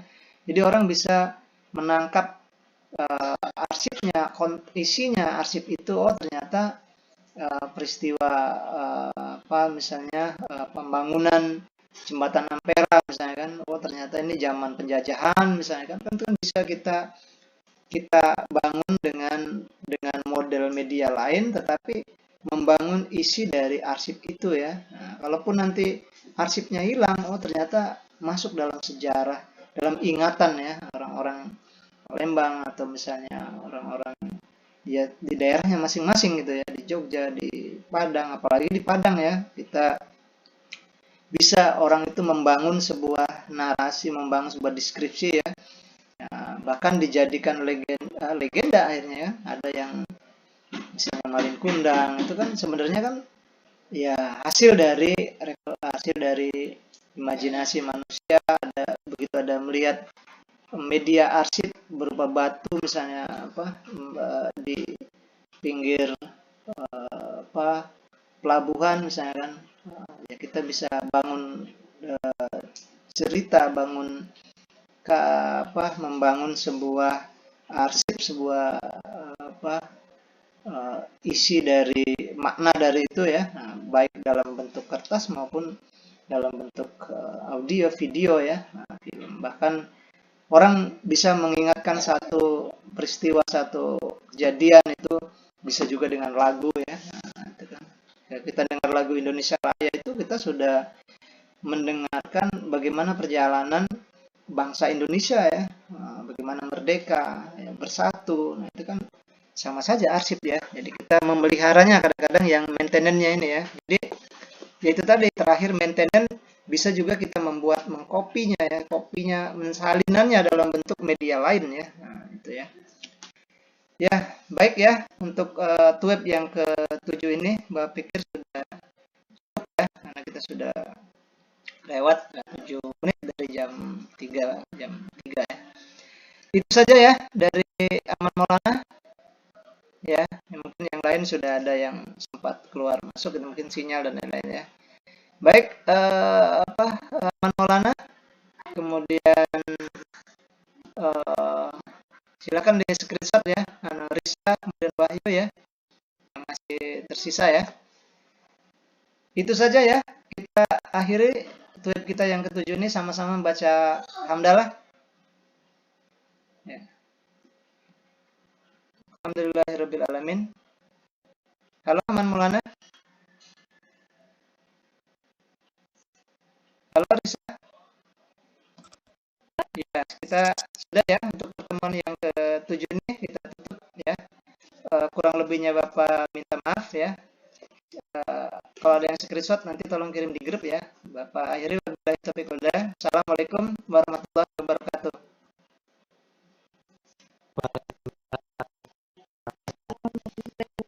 Ya, makasih ya. Silakan. Kalau tugasnya belum selesai diselesaikan ya. Ya. Aku kemungkinan ngirimnya malam ya. Ya, tidak apa-apa. Nanti itu sampai jam berapa? Jam Ya, sepanjang hari ada kumpulan. Ya, tidak apa. Baik, itu ya. Terima kasih ya. Ya, silakan web ya. Ya, assalamualaikum.